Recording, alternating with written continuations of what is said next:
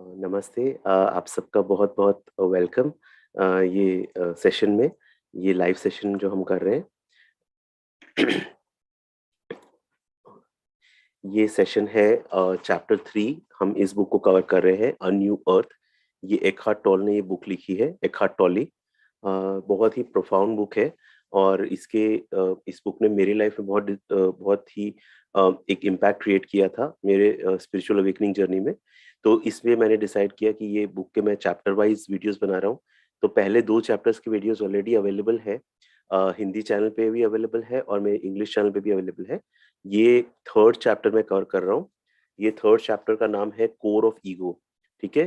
Core of ego. और इस chapter में हम जो-जो मेन लर्निंग्स है मैं शेयर करूँगा और इसके बाद आपके कोई भी क्वेरीज़ रहेंगे, तो आप वो क्वेरीज़ मुझे बता सकते हैं and I will address those queries. आप चैट में लिख सकते हैं। रेखा जी नमस्ते, थैंक यू फॉर जॉइनिंग। तो मैं स्टार्ट करता हूँ ये सेशन। ओके।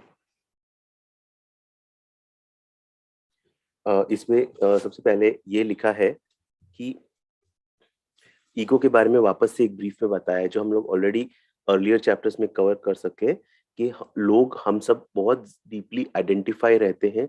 वो जो वॉइस हमारे अंदर चल रही है कि जो मतलब एक कंटिन्यूअस स्ट्रीम ऑफ थॉट जो चल रहा है ना कि उस पर्टिकुलर थॉट में हम रहते हैं, उस थॉट से हम बाहर नहीं निकल पाते और हम सोचते हैं कि मैं वही थॉट हूँ, वही फीलिंग्स हूँ। लेकिन हमको ये समझना है कि मैं इन थॉट, इन फीलिंग्स से बहुत बड़ा हूँ। I am much more than all these thoughts. So मैं वो प्योर अवेयरनेस हूँ जि दैट पर्टिकुलर अवेयरनेस जिसने मैनिफेस्ट किया अपने आप को in terms of these thoughts, feelings, emotions, objects, mind, world and everything. ठीक है?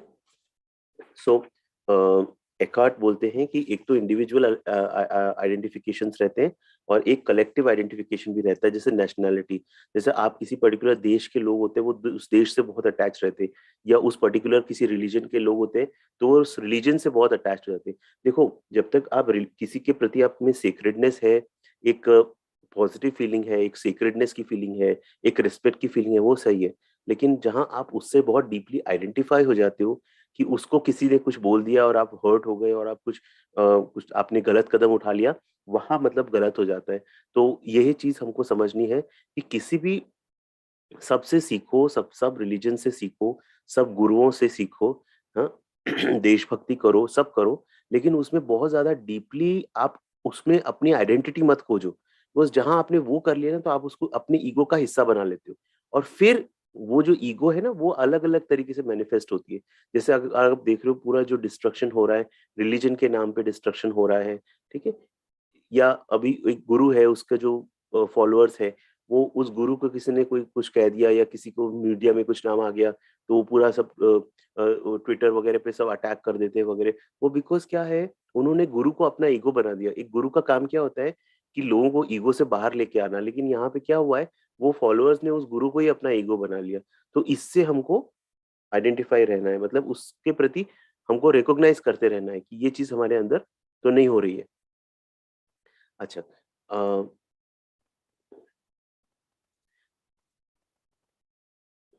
क्वेश्चंस मैं सब लास्ट में लूँगा एंड क्वेश्चंस आप सबसे रिक्वेस्ट है, थोड़ा-सा आप क्वेश्चंस को इस माइंडफुलनेस या ये जो कंटेंट है, इस बुक के कंटेंट तक लिमिटेड रखें। मैं वही क्वेश्चंस का आंसर दे पाऊँगा जो इस बुक के कंटेंट से रिलेट करते हैं। बाकी अगर आपको कोई भी क्वेश्चन हो, वो आप थर्सडे को 4 जो मैं सेशन करता हूँ, उसमें आप वो सारे क्वेश्चंस का आंसर पूछ सकते हैं, जो हम स्पिरिचुअल क्यू-एंड-ए करेंगे। इस सेशन में सिर्फ उन्हीं क्वेश्चंस का मैं आंसर करूँगा, जो इस बुक के कंटेंट से रिलेट करते हैं। सो अच्छा, इसमें वही एकार्ट वापस से बता रहे हैं जो प्रीवियस चैप्टर्स में बताया। ईगो के 2 पार्ट्स हैं, एक तो कंटेंट और एक स्ट्रक्चर। कंटेंट होता है अलग-अलग चीज़ें, जैसे घर हो गया, मकान हो गया, आपका पोज़ेशंस हो गए, हस्बैंड, वाइफ हो गया, स्पाउस हो गया, अ, रिलेशनशिप्स हो गए, आपका वर्क, करियर, ये सब कंटेंट हो गया। और स्ट्रक्चर मतलब मेरा आइडेंटिफिकेशन उस पर्टिकुलर चीज़ में। तो कंटेंट तो चेंज होता रहेगा, लेकिन मेन प्रॉब्लम कहाँ है, वो स्ट्रक्चर जो मैं आइडेंटिफ़ाई करते रहता हूँ ना, हर चीज़ से, वो मेन प्रॉब्लम है। ठीक है? तो एकार्ट बोलते हैं हर ईगो क्या कंटीन्यूअसली स्ट्रगल कर रही होती है कि अपने आप को प्रोटेक्ट करने की, अपने आप को एनलार्ज करने की। बिकॉज ईगो को पता है कि वो तब तक उसको डर लगा रहता है कि मेरा जो सेंस ऑफ, उसको पता है वो एक इल्यूजरी सेल्फ है, लेकिन वो फिर भी चाहती है कि अपने आप को प्रोटेक्ट कर सके, अपने आप को एनहांस करते रहे। एंड ये बहुत अलग अलग वेज हैं, वो हम डिस्कस करे हैं एकार्ट ने इस पर्टिकुलर चैप्टर में, किस किस तरह से ईगो अपने आप को प्रोटेक्ट करती है, अपने आप को एनहांस करती है। तो एक वे क्या है सॉरी कंप्लेनिंग। कंप्लेनिंग एकार्ट बोलते हैं ईगो की बहुत अच्छी फेवरेट स्ट्रैटेजी है। कंप्लेन बेसिकली क्या है, आप एक अपने अंदर एक छोटा सा, you make a story for yourself, आप अपने अंदर एक स्टोरी बना लेते हो और आप चाहते हो उस स्टोरी को बिलीव करने का, ठीक है। देन हाउ, और फिर क्या होता है, जैसे नेगेटिव मेंटल लेबल्स, हर किसी को एक लेबल डालना, ये तो ऐसा ही है, इसमें तो यही प्रॉब्लम है। जैसे क्विकली हम जो जजमेंट कर लेते हैं ना किसी दूसरे के प्रति, ये एक और ईगो का मैनिफेस्टेशन है। फिर कैसा है, नेम कॉलिंग, जैसे किसी को गाली देना, ठीक है, जर्क, बास्टर्ड, बिच, ठीक है, ये सारे जो वर्ड्स हैं हम लोग यूज करते हैं, ये एक और ईगो का मैनिफेस्टेशन है। उससे और लोअर फॉर्म में ईगो का मैनिफेस्टेशन कैसे होता है, shouting at others, screaming at others, ठीक है, जो जैसे हम ऑफिसेज में, वर्क प्लेसेस में देखते हैं, that is all that manifestation of ego that is coming out, ठीक है, शाउटिंग एट अदर्स। एंड उससे भी नीचे लेवल पे जाएंगे तो फिजिकल वायलेंस, ठीक है, फिजिकल वायलेंस। अच्छा, देन रिजेंटमेंट। रिजेंटमेंट मतलब कैसा, कि आपको कोई चीज सही नहीं लग रही है, आप उसके प्रति, आपको बुरा लग रहा है, ठीक है, आप दुखी हो, you are offended, you are aggrieved, ये रिजेंटमेंट हुआ। देखो क्या है, फंडामेंटल चीज समझ लेते हैं, सब अपने हिसाब से, सब एकदम सही जगह पे, जो हो रहा है वो हो रहा है। आप अगर उससे एक एका नहीं कर लेते हो, उस पर्टिकुलर सिचुएशन को एक्सेप्ट नहीं कर लेते हो ना उस मोमेंट को, तो आपके अंदर रिजेंटमेंट आएगा कि ये पर्टिकुलर सिचुएशन, रिजेंटमेंट क्या है कि ये पर्टिकुलर सिचुएशन ऐसी होनी चाहिए थी, ये ऐसी नहीं हो रही है, ये आपका रिजेंटमेंट है, और यही आपको होल्ड करके रखेगा, यही आपकी एनर्जी को ड्रेन करते रहेगा, ठीक है। सो बेसिकली ईगो को बहुत पसंद है ये। देखो ये ईगो का एक वे है, ये ईगो का एक वे है उस अनकॉन्शियसनेस में आपको रखने का। तो जब तक आप ऐसा रहोगे ना, ईगो को बहुत मजा आएगा, बिकॉज आप अलग अपने आप को फील करोगे ना, जब तक ऐसा करोगे तो आप अपने आप को एक अलग फील करते हो कि मैं अलग हूँ दूसरों से, ठीक है। आप ऐसा सोचो कि ये यूनिवर्स है, इसमें हम सब मूविंग पार्ट्स हैं, हर पार्ट अपनी जगह पे अपने हिसाब से काम कर रहे हैं, लेकिन हमारा सेपरेट सेल्फ सोचता है नहीं, ये ऐसा नहीं होना चाहिए, ये ऐसा होना चाहिए, ये इंसान ऐसे बिहेव नहीं करना चाहिए, ये ऐसे बिहेव करना चाहिए, और इसी में हम पूरी लाइफ अटके रह जाते हैं, ठीक है। अच्छा, instead of overlooking unconsciousness in others, you make it into their identity, ठीक है। मतलब आप उस चीज को ओवरलुक नहीं करते हो, आप बेसिकली क्या करते हो, आप उसको एक आइडेंटिटी बना देते हो, ठीक है। उनके फ्लॉज को ओवरलुक नहीं करते हो, और आप उसको एक आइडेंटिटी बना लेते हो, तो वो चीज नहीं करनी है, ठीक है। नहीं करनी है मैं नहीं बोलूंगा, उसको सिर्फ रिकॉग्नाइज करो, ये ईगोइक पैटर्न्स हमारे अंदर है, ठीक है। समटाइम्स जो फॉल्ट आपको, ओके, बहुत अच्छा कट बोलते हैं, कोई फॉल्ट अगर आपको दूसरों में दिखता है, एक्चुअली कई बार वो फॉल्ट अपने अंदर ही होता है, ठीक है। ये एक प्रोजेक्शन है, जो आपने दूसरों पे, आप देखते हो कि दूसरा कुछ गलत कर रहा है, बेसिकली वो होता क्या है, आपकी अंदर का जो एंगर है ना, that wants to find resolution, वो एंगर रिजॉल्व होना चाहता है, तो वो इस उसके उस करने से एक्चुअली आपके अंदर का एंगर बाहर आता है। तो बेसिकली वो बंदा तो आपको अपॉर्चुनिटी दे रहा है कि आपके अंदर के एंगर को रिजॉल्व करो माइंडफुलनेस के थ्रू, लेकिन आप वो चीज नहीं करते हो और आप उसमें पूरी तरह से अटक जाते हैं हम लोग, ठीक है। अ, अब इससे बाहर कैसे आए, तो एकार्ट बोलते हैं कि उस सामने वाले की ईगो के प्रति नॉन रिएक्टिव रहना सबसे बेस्ट वे है अपने खुद के ईगो से बाहर निकलने के लिए, एंड कलेक्टिव जो ह्यूमन ईगो है, हम सबका जो कलेक्टिव अनकॉन्शियस है, उसको डिसॉल्व करने के लिए सबसे बेस्ट वे है बी नॉन रिएक्टिव, ठीक है। जैसे पावर ऑफ नाउ में एकार्ट ने बोला है, अगर आपको कोई गाली भी दे या कुछ बुरा भी बोले, let it pass through you, उसको एक स्पिरिचुअल प्रैक्टिस बना लो, रिएक्ट मत करो। बिकॉज क्या होता है, जहां सामने वाले का ईगो है, वो ही ईगो आपके अंदर भी है, और जैसे आपके अपने अंदर ईगो आपका आता है, तो आप अपने ईगो को और स्ट्रेंथन होने देते हो, ठीक है। लेकिन अगर आप नॉन रिएक्टिव हो जाओगे, वो ऐसे सोचोगे कि वो आपके थ्रू पास हो गया, तो आप अपनी ईगो को डिसॉल्व करोगे, और जब आप अपनी ईगो को डिसॉल्व करते हो, तो आप उस कलेक्टिव ईगो जिसका हम सब एक पार्ट है, आप उसको भी डिसॉल्व करने में हेल्प करते हो, ठीक है। हाँ, एकार्ट ये भी बोलते हैं, नहीं ऐसा भी नहीं है, कुछ कुछ जगह आपको प्रोटेक्शन भी लेना पड़ता है, you have to take practical steps to protect. जैसे जो बहुत वायलेंट लोग हैं, या बहुत टॉक्सिक लोग हैं, उनसे आपको प्रोटेक्ट भी करना है अपनी एनर्जी को। तो ऐसा नहीं बोल रहे कि नहीं मैदान में कूद जाओ और सब कुछ अपने हथियार डाल दो, वैसा नहीं।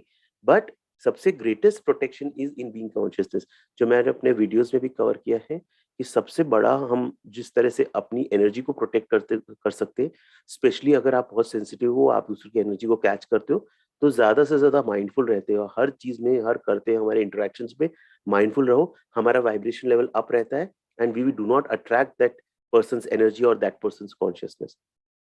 ठीक है। अच्छा, एकार्ड इसमें ये क्लियर करते हैं कि कंप्लेन करना, किसी को कंप्लेन करने का मतलब ये नहीं है कि आपको फीडबैक नहीं दो।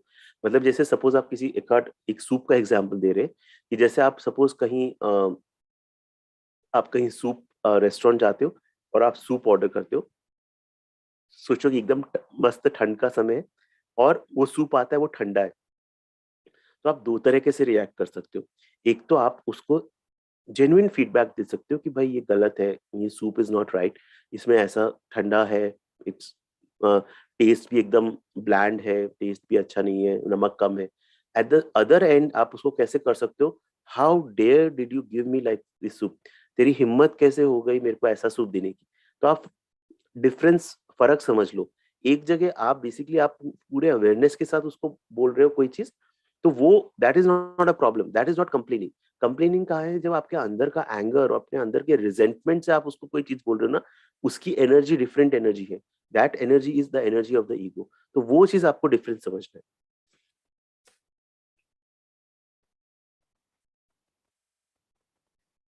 ग्रीवियंस पे भी एकॉर्ड बोलते हैं कि देखो ग्रीवियंस जो होता है ना, वो क्या है, लॉन्ग स्टैंडिंग कंप्लेनिंग, बहुत टाइम से कंप्लेन कंप्लेन कंप्लेन कंप्लेन करते रहे, तो वो बन जाता है, क्या बन जाता है, ईगो, राइट, सॉरी ग्रीवियंस। सो उस ग्रीवियंस को बस क्या करना है, सिर्फ ऑब्जर्व करना है, थॉट के लेवल पे, फीलिंग के लेवल पे, किस तरह से आपके अंदर ये ग्रीवियंस के इमोशंस आ रहे हैं, उसको रिकॉग्नाइज करते रहो। Don't try to let go of the grievance. देखो प्रॉब्लम क्या होता है ना, हम लोग क्या करते हैं, हम लोग ट्राई बहुत करते हैं हर चीज में, कि ट्राई करते हैं इस चीज से मुक्त होने का, उसको सिर्फ रिकॉग्नाइज करना है। When you recognise what basically happens is, जो अवेयरनेस की एनर्जी है, दैट अवेयरनेस की एनर्जी हमारे अंदर से फ्लो होने लगती है and that energy will then take care of that problem. ठीक है। तो ठीक है, जो आपको करना है, कोई पर्टिकुलर आप प्रॉब्लम में हो, उसमें जो आपको करना है वो सब करो, बट माइंडफुल रहो। माइंडफुलनेस आपके अंदर होनी चाहिए स्ट्रांग, अवेयरनेस में सब करो। वो अवेयरनेस की एनर्जी ही है वो उसका रिजल्ट। अदरवाइज प्रॉब्लम क्या होता है, आप 5 चीज़ ट्राई करोगे, 5 चीज़ गलत ट्राई करोगे, क्योंकि वो माइंड की एनर्जी से, माइंड रिएक्टिव पैटर्न से हम काम कर रहे हैं। जब आप अवेयरनेस में आके कोई चीज़ करोगे, उसका सॉल्यूशन फाइंड करना है, तो आपको सही सॉल्यूशंस मिलेंगे, जो उस चीज़ को रिज़ॉल्व करने के लिए सही है, वो सॉल्यूशंस आपको मिलने लगेंगे। तो उस चीज़ में डिफरेंस है। देन एकार्ट बोलते हैं दूसरों को, खुद को सही मानना, दूसरों को गलत मानना।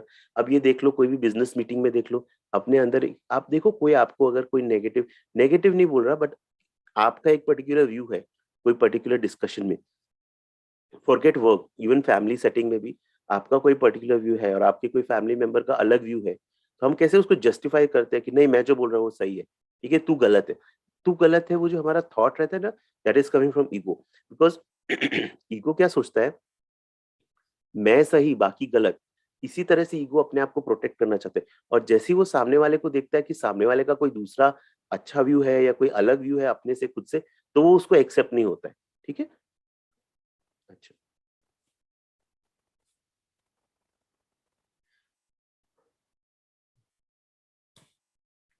ट्रूथ, रिलेटिव और एब्सोल्यूट पे एकहार्ट बोलते हैं कि अ, हर religion, all religions are equally false and equally true. हर रिलीजन उतना ही गलत है, उतना ही झूठ है और उतना ही सच है, जितना आप उसको यूज करते हो। देखो ये रिलीजन्स क्या होते हैं, ठीक है, रिलीजन्स बेसिकली मास्टर्स हैं, जो अपने टीचिंग्स, जीसस है, बुद्धा है, कृष्णा है, गुरु नानक है, ये सब अपने टीचिंग्स दे के गए। ठीक है। हम सभी सोल्स को उनका टीचिंग ये था कि हम सब अपने जो फॉर्म है, अपने ईगो से बाहर आ सके। तो वो तो अपने टीचिंग्स दे के गए, तो बुद्धा ने कभी ये नहीं सोचा मैं सिर्फ बुद्धिस्ट लोगों को टीचिंग दूंगा, या जीसस ने कभी ये नहीं बोला कि मैं सिर्फ क्रिश्चियंस को सिखाऊंगा। उन्होंने तो अपने टीचिंग्स फ्री फ्लो में दिए। लेकिन हम लोग ने क्या, कंपनियां बना ली, जैसे पीके में बोलते हैं, रिलीजियस हमने कंपनीज बना ली, कि मैं जैन हूँ, तू बुद्धिस्ट है, तू सिख है, तू मुस्लिम है, ठीक है? और हम ना जो पर्पस था ना उन टीचिंग्स का, उनको भूल गए। तो एकार्ट क्या बोलते हैं, रिलीजियस टीचिंग जो होते हैं दे रिप्रेजेंट साइन पोस्ट। ये एक साइन पोस्ट की तरह होते हैं, कि वो बताते हैं left behind by awakened humans. Masters जो आए, बुद्धा, जीसस, वो लोग ने जो हमको एक साइन पोस्ट दे के रखे। जैसे बुद्धा ने क्या टीचिंग दिया है, इम्परमेंस, सब कुछ नश्वर है, सब कुछ नश्वर नहीं, मैं मतलब सब कुछ चेंजिंग, एवर चेंजिंग है। किसी चीज का अपना कोई सेल्फ नहीं है। Everything is empty of a separate self. अब ये बुद्धा ने टीचिंग देके गए, अब मुझे उसको यूज करना है। जब मेरे अंदर नेगेटिव फीलिंग्स आते हैं, नेगेटिव इमोशंस, फ्रस्ट्रेशन, तो मुझे ये टीचिंग अपने अंदर रखना है, उतना अवेयरनेस रखना है कि सब कुछ चेंज हो रहा है, ये फीलिंग्स भी चेंज हो जाएगी, सब चेंज हो जाएगी, तो किसी भी चीज में अटकना नहीं है। ठीक है? तो बेसिकली ये एकार्ट बोलते हैं कि एक ही सत्य है, देयर इज वन ट्रूथ। ठीक है? और सारे जो ट्रूथ्स है ना, वो सब उसी ट्रूथ से आए हैं। ठीक है? तो एकार्ट बोलते हैं the truth is inseparable. Eckhart बोलते हैं जो सत्य जिसकी तलाश में हम सब है ना, वो सब वो हमसे अलग नहीं है। We are that truth. Yes, you are the truth. If you look at it elsewhere you will be deceived every time. जितना आप सत्य को बाहर खोजने जाओगे, उतना आप झूठलाते जाओगे अपने आप को, और बेवकूफ बनते जाओगे। सो बेसिकली जो हम बाहर देखते हैं, जो स्पिरिचुअल टीचिंग्स या रिलीजियस टीचिंग्स पे हम बाहर देख रहे हैं, वो बेसिकली एक साइन पोस्ट है हमको अपने अंदर लेके जाने के लिए। तो हमको कोई भी रिलीजियस टीचिंग, कोई भी स्पिरिचुअल टीचिंग, किसी भी गुरु में फंसना नहीं है। मतलब क्या बोलते हैं, अटकना नहीं है कि मतलब यही सही है, बाकी सारे रिलीजन गलत, या मेरा गुरु ही सही बोल रहा है, तुम्हारा गुरु गलत बोल रहा है, ये करा तो आप अटक गए। जो टीचिंग का मेन पर्पस था, वो आपने भुला दिया। ठीक है? उसका टीचिंग का पर्पस तो ये था कि आप ईगो से बाहर आ जाओ, लेकिन यहाँ तो आप ईगो में ही और ज्यादा अटक गए। ठीक है? तो वो नहीं करना है, बिकॉज ट्रूथ क्या है कि मैं हूँ, ये ही ट्रूथ है। दैट अवेयरनेस जो मैं हूँ, वो ही अवेयरनेस ने माइंड बन गया, वही अवेयरनेस फीलिंग्स बन गई, इमोशंस बन गई, ये कार बन गई, ये घर बन गया। Everything is that awareness that has been. तो अगर मैं कार, घर, बंगला, अ, कोई स्पिरिचुअल अटेनमेंट मुझे करना है, वो सब किससे आया है? वो सब वो अवेयरनेस से ही आया है। तो मेरे को क्या करना है? मुझे सिर्फ उस अवेयरनेस को होल्ड करके रखना है। वो अवेयरनेस को अगर मैंने होल्ड कर लिया, तो फिर मुझे क्या चाहिए ये सारी चीज़ें? जहाँ से ये सब आए हैं वही तो अवेयरनेस है, जिसको मैंने होल्ड कर लिया है। तो अब अपना टारगेट ना अपने को शिफ्ट करना है, जो हम इधर-उधर, इधर-उधर अपना ध्यान लेके जाते हैं, और यही हमारे माइंड के पैटर्न्स है ना, हमारा ध्यान बाहर, बाहर, बाहर लेके जाते हैं। अब हम जब ये विज़डम आ गई, ये अवेयरनेस आ गया, मे बी आप अभी ये अभी तक अभी देख रहे हो ये, तो कहीं न कहीं वो अवेयरनेस आपके अंदर है।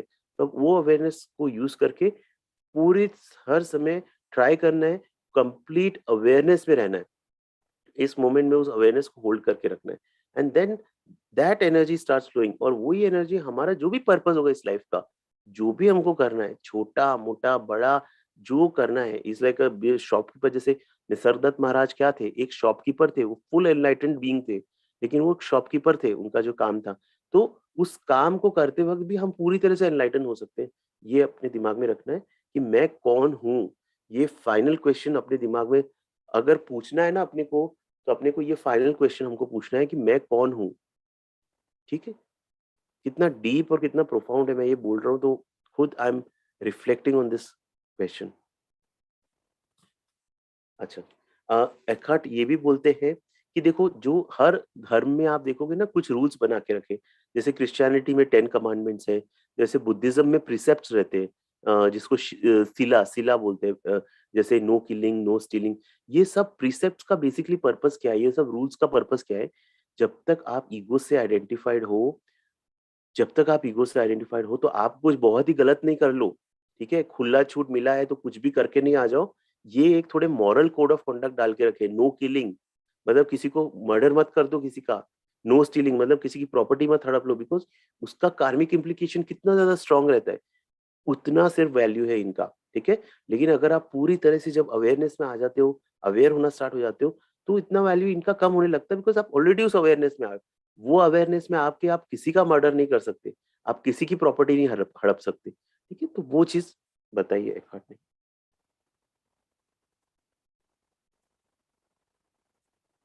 ओके। अभी हम नेक्स्ट जाते हैं, वॉर इज अ माइंडसेट। इस पे एकार्ट बहुत अच्छा बोल रहे हैं कि वॉर, जो एक्टिविस्ट लोग हैं, देखो उसमें क्या होता है कि जितना आप अगर माइंड के पैटर्न से कोई चीज फाइट कर रहे हो ना, फुल अवेयरनेस में, चलो आप क्लाइमेट चेंज है, क्लाइमेट एक्टिविस्ट हो या छोटे बच्चों के अधिकारों के लिए लड़ रहे हो, तो जिस देखो कि आप अवेयरनेस से फाइट कर रहे हो उस कॉज के लिए या माइंड से फाइट कर रहे हो। प्रॉब्लम ये है, अगर आप अवेयरनेस से फाइट कर रहे हो देन नो प्रॉब्लम, ठीक है, तब आप फाइट नहीं कर रहे हो, ठीक है। फाइट कब करते हैं हम, जब हम माइंड के पैटर्न से कि ये इनजस्टिस क्यों हो रहा है, अगर आपके अंदर ये क्यों का सवाल है ना, वो क्यों का सवाल ही सबसे बड़ी प्रॉब्लम है, ठीक है, बिकॉज वो सवाल आता है माइंड से। और जब ये माइंड से सवाल आता है ना, तो जैसा हम जो काम करेंगे ना उसका इक्वल और ऑपोजिट रिएक्शन आएगा, जो theory of Karma, law of cause and effect.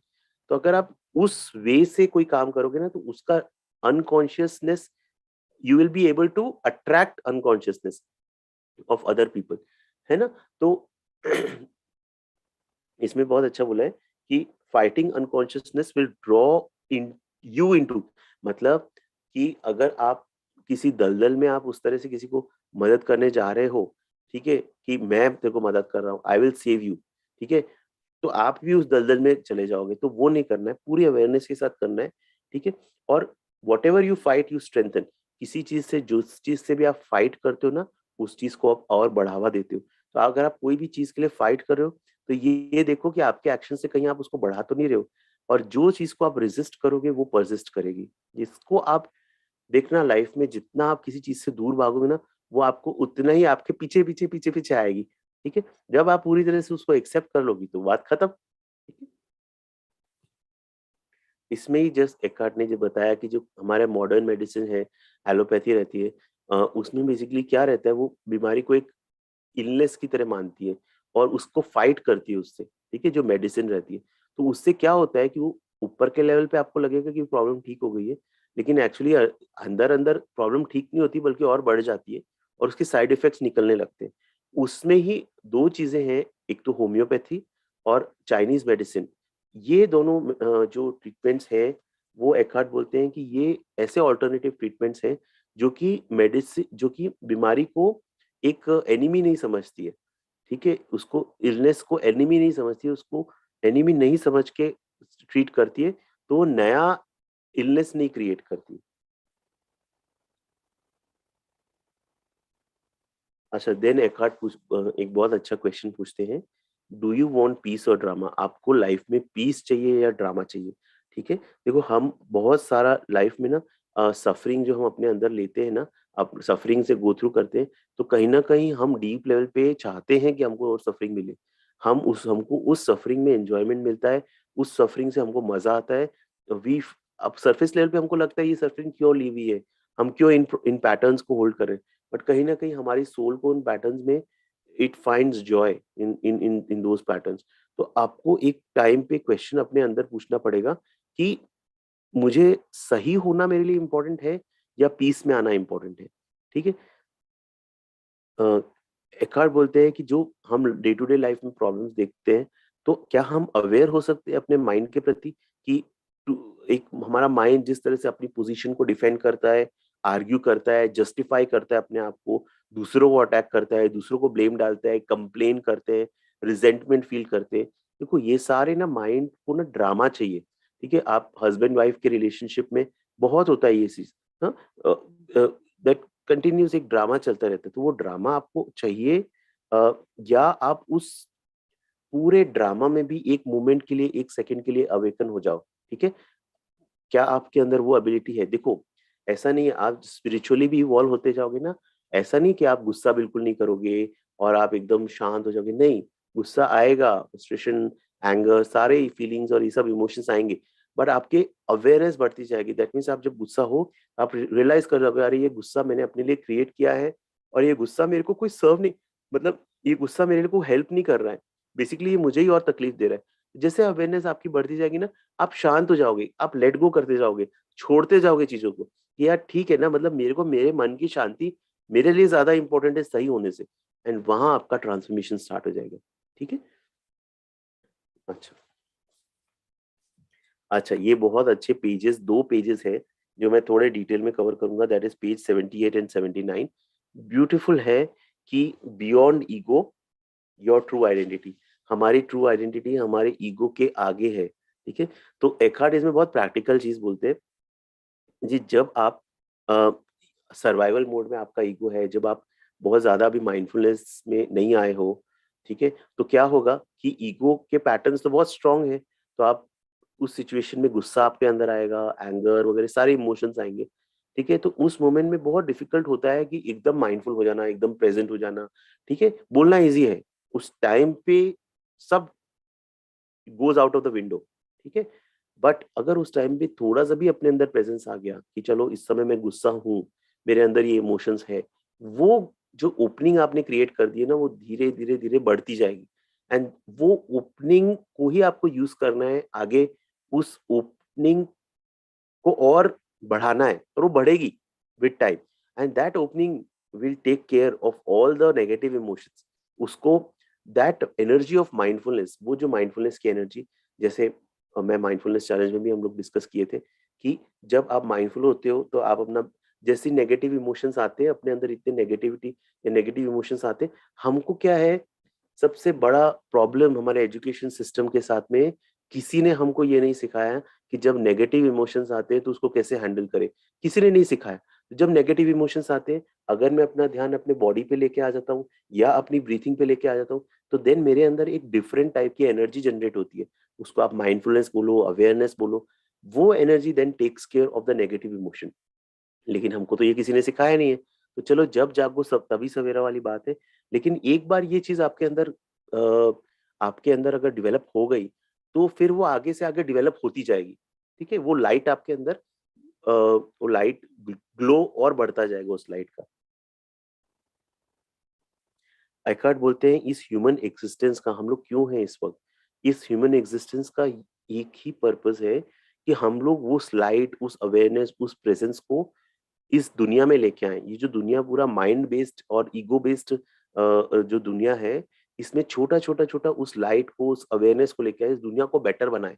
जो आप काम कर रहे हो, कपड़े धो रहे हो, बर्तन धो रहे हो, चल रहे हो, काम कर रहे हो, थोड़ा थोड़ा थोड़ा अपना अवेयरनेस उस एक्टिविटी में रखें। पूरा अवेयरनेस बाहर नहीं डाल दें। पावर ऑफ नाउ पे चैप्टर वाइज 10 चैप्टर्स के मैंने वीडियोस बनाए, वो भी आप देखो, वो बुक पढ़ो, ये बुक पढ़ो, और हर चीज में ज्यादा ज्यादा अवेयर हो, माइंडफुल हो। एंड दिस इज हाउ हम अपना जो पर्पस है इस ह्यूमन एग्जिस्टेंस का, उसको फुलफिल कर रहे हैं। We are light workers, we bring light into this world. यही हमारा काम है। ठीक है, और हम सबका काम है, ऐसा मत सोचना कि ये किसी एक जन का काम है जो स्पिरिचुअली इवॉल्व है। आप भी स्पिरिचुअली इवॉल्व हो, आपको बस थोड़ा इग्नोरेंट हो, आपको पता नहीं है आपकी एबिलिटीज। तो उस अवेयरनेस को 1 सेकंड के लिए, 2 सेकंड के लिए, 5 मिनट के लिए, जितना हो सके मेडिटेट करो, थोड़ा थोड़ा मेडिटेट करो, थोड़ा थोड़ा उस लाइट से अपनी ट्यूनिंग करते जाओ, अपने को उस लाइट से ट्यून करते जाओ। एंड देन आप फर्क देखोगे अपने अंदर, और न ओनली अपने अंदर, अपने आसपास। देखो जितना आप उस ईगो को डिसॉल्व करोगे ना, अपने ईगो को डिसॉल्व करोगे, आपके चारों ओर की सिचुएशंस भी चेंज होने लगेगी। ठीक है, स्पिरिचुअल रियलाइजेशन क्या है, इस पे एकार्ट बहुत अच्छा बोलते हैं। स्पिरिचुअल रियलाइजेशन ये है कि जो मैं परसीव कर रहा हूँ, जो मैं देख रहा हूँ, सोच रहा हूँ, वो सब मैं नहीं हूँ। मैं उन सब से अपने आप को खींच के उसके पीछे चले जाता हूँ। मैं वो हूँ जिन्होंने इन सब चीजों को क्रिएट किया है। I am beyond all these things. ठीक है, और जब मैं ये सब करते रहता हूँ, जैसे बुद्धिज्म में आई थिंक बोलते हैं ना शायद, नीति नीति, नहीं ये भी मैं नहीं हूँ, ये भी मैं नहीं हूँ, ये भी मैं नहीं हूँ, तो फिर मैं कौन हूँ? मैं वो प्रेजेंस हूँ जो इन सबको देख रही है, इन सबको परसीव कर पा रही है। ठीक है, तो अल्टीमेटली वो सब मैं नकार के होता क्या है, क्या बचता है? वो लाइट ऑफ दैट कॉन्शियसनेस। मैं वो लाइट हूँ, मैं वो अवेयरनेस हूँ जिसमें ये सारे फीलिंग्स, ये सारे परसेप्शंस, ये सारे थॉट्स, ये सारे एक्सपीरियंसेस आ रहे हैं, जा रहे हैं, आ रहे हैं। आई एम दैट विटनेसिंग प्रेजेंस। मैं वो अ, अ, साक्षी हूँ। मैं वो साक्षी हूँ जिसके जिसके अंदर ये सारे, I am that space in which I allow everything to happen. आ रहा है, जा रहा है। ठीक है, हर structures, all structures are unstable.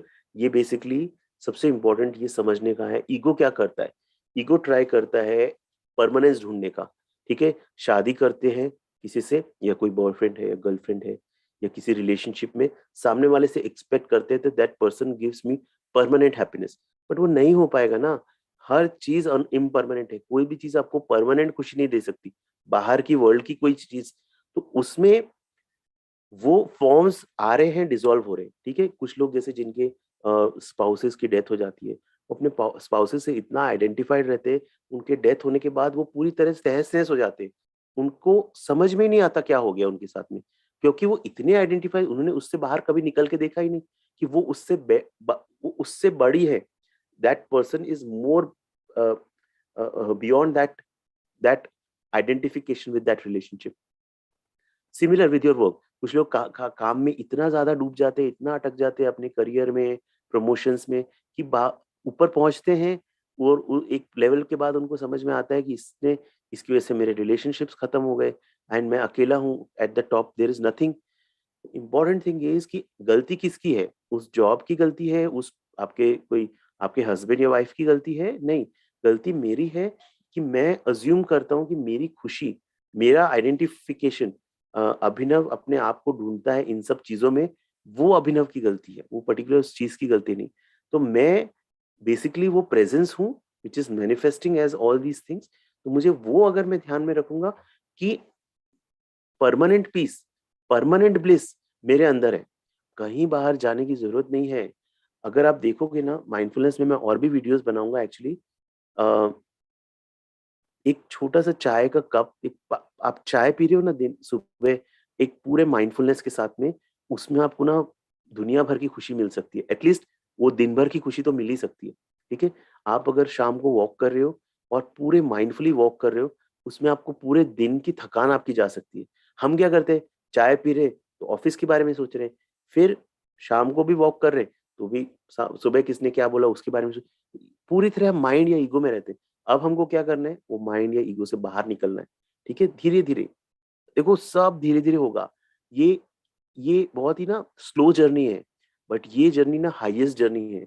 Buddha ने जो पाथ दिया है ना अवेयरनेस का, वो है, ठीक है। तो थोड़ा स्लो है, बट पहुंचा देगा, ठीक है। ओके, वंस यू रियलाइज, ये थोड़ा मैं हिंदी में इसको बोलता हूँ, जब आप समझ जाते हो कि सारे स्ट्रक्चर जो वर्ल्ड में ये माइंड क्रिएटेड स्ट्रक्चर्स है ना, ये सारे रिलेशनशिप्स हो गया, मेरा फाइनेंशियल स्टेटस हो गया, मेरा करियर हो गया, मेरे बच्चे हो गए, ठीक है, ये सब अनस्टेबल है, ये सब आज है कल नहीं है। जब मेरे अंदर ये मेरे अंदर क्लैरिटी आ जाती है ना, तो मेरे अंदर क्या अराइज होता है, मेरे अंदर पीस अराइज होता है। अल्टीमेटली मुझे वही चाहिए। हर कोई ना भाग रहा है उस पीस के चक्कर में, और गलत गलत जगह उसको ढूंढ रहा है। तो एक बार मेरे अंदर ये सब मेरी क्लैरिटी हो गई, तब मेरे अंदर पीस अराइज हो गया। This is because the recognition of the impermanence of all forms awakens you. तब हमारे अंदर बुद्ध, जो हमारे अंदर ही है, वो बुद्ध अवेकन होते हैं, ठीक है। तो that is the way we awaken the Buddha in us. Just a second, 1 minute.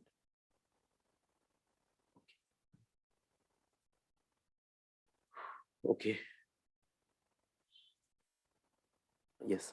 सो जिनके भी क्वेश्चंस हैं मैं एंड में लेता हूँ, बस it's almost, I will finish in some time. Okay, egos need to feel superior, ठीक है।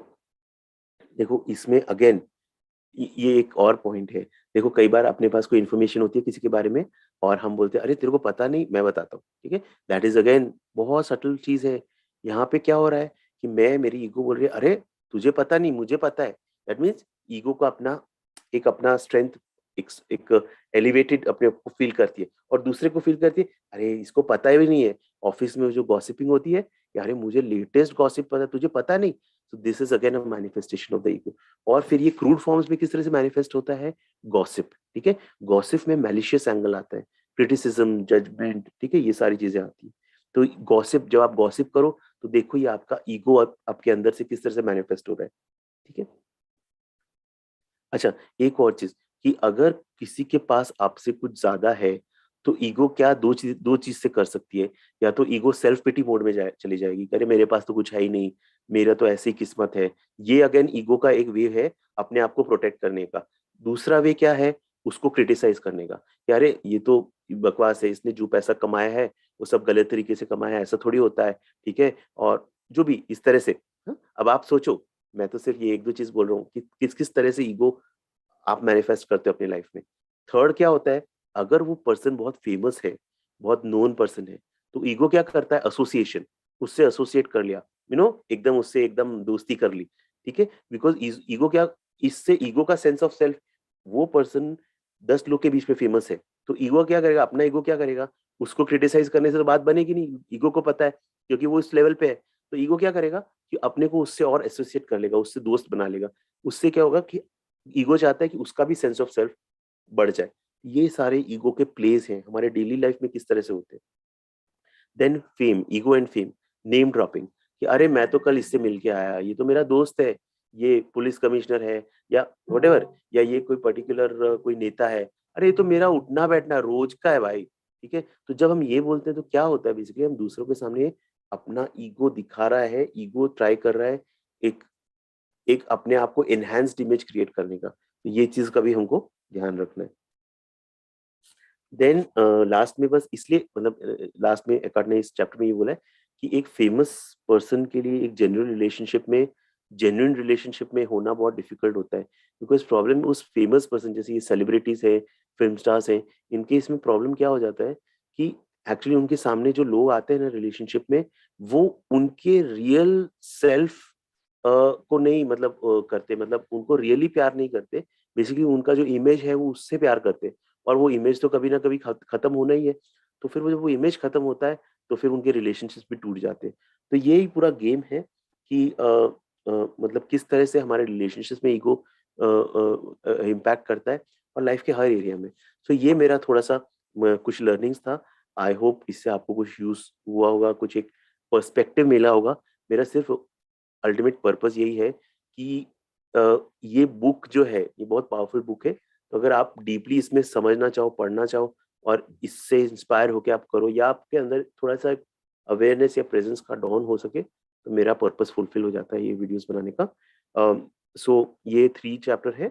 अब हम 4th चैप्टर करेंगे most probably day after tomorrow. तो उसमें रोल प्लेइंग, ईगो किस किस अलग अलग तरीके से रोल प्लेइंग करता है, तो यहाँ से ये बुक बहुत ज्यादा इंटरेस्टिंग होती जाएगी। एंड एक्चुअली ये बहुत प्रैक्टिकल बुक है कि अलग अलग अलग वेज एक्चुअली में किस तरह से मेरा ईगो काम करता है, ठीक है।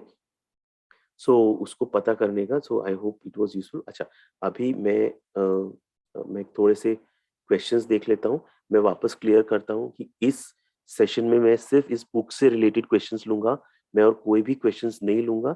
आपको और कोई क्वेश्चंस रहेंगे तो आप थर्सडे को जो 4 o'clock हमारा सेशन है अ, उसमें आप चेक कर सकते हो, उसमें आप पूछ सकते हो, राइट। सो थैंक यू, आप सब ने जो ज्वाइन किया उन सबको बहुत बहुत thanks. Rekha ji, Mahanta ji, spiritual awakening के बाद नेगेटिव एनर्जी परेशान करती है। Yes, see I will answer all this question in Thursday. आप थर्सडे को पूछो ये चीज। Amarjeet Kaur, namaste, namaste, thank you so much. Repeated numbers Thursday, awareness को नेगेटिव एनर्जी इफेक्ट, देखो awareness is aware, Srijani awareness is beyond negative energies. देखो अवेयरनेस का manifestation is in positive and negative, देखिए पॉजिटिव और नेगेटिव एनर्जीज, जैसे जो देव और दानव है ना, वो सब उस अवेयरनेस का मैनिफेस्टेशन है। तो मैनिफेस्टेशन में देवों की भी जरूरत है, दानवों की भी जरूरत है। जो राक्षस और दानव रहते हैं, नेगेटिविटी जो रहती है, उसकी भी अवेयरनेस है, बिकॉज वो क्रॉस करके ही तो आप अपना रियल सेल्फ उस अवेयरनेस तक पार पहुंच जाओगे ना। इसलिए उनकी भी इंपॉर्टेंस है, बिकॉज वो आपको टेस्ट करते हैं कि आपके बिलीफ सिस्टम कितना स्ट्रांग है। तो स्पिरिचुअल अवेकनिंग में ये सब होता है, नेगेटिव एनर्जीज इफेक्ट करती हैं, everything is happen, but most important thing is ये समझना कि ये सब मेरे माइंड, अल्टीमेटली ये सब मेरे माइंड की कल्पनाएं हैं, ठीक है। भूत प्रेत, ये सब अल्टीमेटली वो माइंड की जो एनर्जी है ना, उसकी कल्पनाएं हैं। हमको बेसिकली क्या करना है कि बहुत ज्यादा उसमें घुसना नहीं है, बहुत ज्यादा उसमें फंसना नहीं है, अपने अवेयरनेस में, माइंडफुलनेस में आ जाओ, प्रेजेंस में आ जाओ। जब भी ऐसा कुछ आपको लगे, अपने प्रेजेंस में आ जाओ, अपने अवेयरनेस में आ जाओ। That is the best way you can protect yourself and don't not get stuck. Yes Rekha ji, spiritual awakening में फ्रेंड्स दूर हो जाते हैं, ये मैंने आई थिंक पिछले Q&As में भी डिस्कस किया था कि हमारी जैसी वाइब्रेशन लेवल अप होती है, तो हम थोड़े-थोड़े जो फ्रेंड्स से पहले हम रेजोनेट करते थे, देखो ये ना पूरा लॉ ऑफ वाइब्रेशन पे यूनिवर्स का जो 12 लॉज़ है उसमें से एक है law of vibration. Law of vibration क्या बोलता है कि मेरी जैसी वाइब्रेशन रहेगी, मैं सामने उन लोगों को अट्रैक्ट करता हूँ। जैसे बोलते हैं ना birds of the same feather flock together, तो अब जैसे-जैसे आपकी वाइब्रेशन हाई होती जाएगी, तो जो पहले आपसे रेजोनेट करते थे, वो फ्रेंड्स कटते जाएँगे। तो बिल्कुल सही है, कोई प्रॉब्लम नहीं है। बट आपसे ये ध्यान रखना, आपसे नए फ्रेंड्स भी जुड़ते जाएँगे, जो आपके सिमिलर वाइब्रेशन के हैं। तो थोड़ा थोड़ा पेशेंस रखो। तो बट हाँ, थोड़ी चर्निंग होगी। राधिका जी नमस्ते, थैंक्स फॉर जॉइनिंग। अ,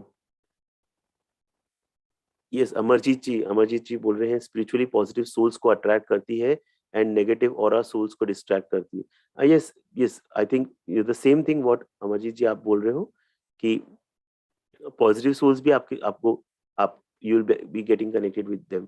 ठीक है? सो बहुत अच्छा thanks Amarjeet ji for this response. Okay uh, okay uh Negativity is all around. Awareness means attentively responding to the coming ball of karma from outside. This time, your ball with positive response will bring your own karma cleanse. Namaste, Anuradha ji. Namaste. Thanks for joining. Namaste, Srijani ji. Thank you so much. Uh, sir regret भी mind है absolutely. देखिए regret भी mind है, mind के बहुत सारे manifestations हैं जो हम आगे के चैप्टर्स में डिस्कस करेंगे। रिग्रेट हो रहा है, ये भी माइंड है, ईगो है जो ये बोलता है कि किसी पर्टिकुलर चीज से वो अटैच हो गया, किसी पर्टिकुलर आइडिया से अटैच हो गया, एक एक्सपेक्टेशन से अटैच हो गया और वो एक्सपेक्टेशन फुलफिल नहीं हो पाई, तो माइंड रिग्रेट में अटक गया कि मुझे ये चीज करनी चाहिए थी और ये मैं नहीं कर पाया। तो अगेन ये सारे इन सबको रिकॉग्नाइज करना है और वो रिकॉग्नाइज करना का जो that presence is what I am. ठीक है? तो मैं वो रिग्रेट नहीं हूँ, मैं वो सिचुएशन नहीं हूँ, मैं वो हूँ जो इन सबको एक साक्षी भाव में देख पा रही है। ठीक है? Okay thanks Amarjeet ji, thank you so much. I am just sharing my small knowledge, तो आपको हेल्प किया तो I am very very happy. अच्छा अनुराधा जी, सर हम अपोजिट वाइब्रेशन वालों से दूर होते हैं। देखिए डेफ़िनेटली कि आप जितने सिमिलर वाइब्रेशन के लोगों से इकट्ठे होते हो, अब देखो ना आप सिंपल देख लो कि आप में भी जितने जन अभी हो लाइव, हम लोग क्यों एक साथ आए हैं, जिसको संघ बोलते हैं, ठीक है? तो क्यों हम कहीं न कहीं हम सब एक वाइब्रेशनल मैच है एक-दूसरे के लिए, तभी तो हम एक साथ आए हैं। कई लोग जैसे मेरे को बोलते हैं कि वो मेरे वीडियोज़ से रेज़ोनेट हो पाए जो मैं शेयर कर रहा हूँ। क्यों? बिकॉज़ उनकी एनर्जी कहीं न कहीं मेरे पर्सपेक्टिव से रेज़ोनेट हो, ये पूरा वर्ल्ड है, ये लॉ ऑफ वाइब्रेशन है। बट हाँ, जितना अवेयरनेस में आते हैं, तो जो जिनका वाइब्रेशन अपने से लो होता है, वो छिटकते जाते हैं, नीचे ज मतलब वो हम छूटते जाते हैं उनसे। तो वो पेनफुल भी है वो प्रोसेस, क्योंकि एक तरफ माइंड भी अभी पूरी तरह से डिसॉल्व नहीं हुआ है। तो माइंड ये बोलता है कि नहीं, ये मेरे फ्रेंड्स हैं, इतने सालों के फ्रेंड्स हैं, ये छूट रहे हैं, कुछ प्रॉब्लम है क्या मेरे में? क्यों ऐसा हो रहा है? तो बस उसमें अटकना नहीं है। सिर्फ़ उसको ही ऑब्ज़र्व करते जाना है कि हाँ, इस वक़्त मेरे अंदर ये ट्रांसफ़ॉर्मेशन हो रहा है, मैं एक दूसरे लेवल पे जा रहा हूँ और पीसफुल रहना है, right? But many lifes many masters में अपोज़िट वाइब्रेशन के साथ ही रहने को कहते हैं। Anuradha ji, I would want to know what is the context जो आप बोल रहे हो ना कि अपोज़िट वाइब्रेशन में के साथ रहने को कहते हैं। किस कॉन्टेक्स्ट में वो चीज़ बोली है, आप प्लीज़ मेरे से शेयर करना, then I will be able to clarify. ठीक है? हाँ, येस, येस आई रियलाइज़। देखो, उसमें बेसिकली क्या बोला है कि भागो मत किसी चीज़ से। जो मास्टर्स ने नॉलेज शेयर किया है कि अगर ऑपोज़िट वाइब्रेशन में हो, तो उन लोगों की भी हेल्प करो, उनसे भागो मत, ठीक है? बिल्कुल सही है जो बात है, बट मेरा सिर्फ़ इसमें ये पॉइंट है कि आप पहले ये देखो कि आप अपने स्पिरिचुअली साउंड हो उतने दूसरों को हेल्प करने के लिए। एग्ज़ैक्टली इसमें अगर एक एग्ज़ाम्पल से समझें, दैट आपके सामने आप किसी रास्ते से जा रहे हो और दलदल है और दलदल में कोई गिरा हुआ है और वो आपको हेल्प करने के लिए बुला रहा है, ठीक है? It's like someone who is stuck in negativity and who is asking for my help. तो अगर मैं उसको हेल्प करूँगा, तो मुझे ये चीज़ देखनी है कि मैं जब उसको हेल्प करता हूँ, पहली बात तो उससे इन्वॉल्व नहीं हो जाना है, क्योंकि जहाँ मैं बहुत ज़्यादा डीपली इन्वॉल्व हो गया उसकी प्रॉब्लम में, देखो हर एक के 50 दुःख होते हैं।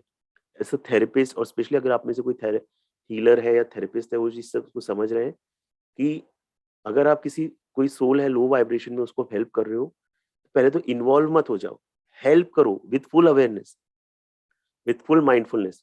अगर उस पर्टिकुलर अवेयरनेस से आप करोगे तो ठीक है, अदरवाइज़ उस पर्टिकुलर सोल के में आप अगर घुस गए, इन्वॉल्व हो गए deeply, so basically you will take that unconsciousness that the other person has.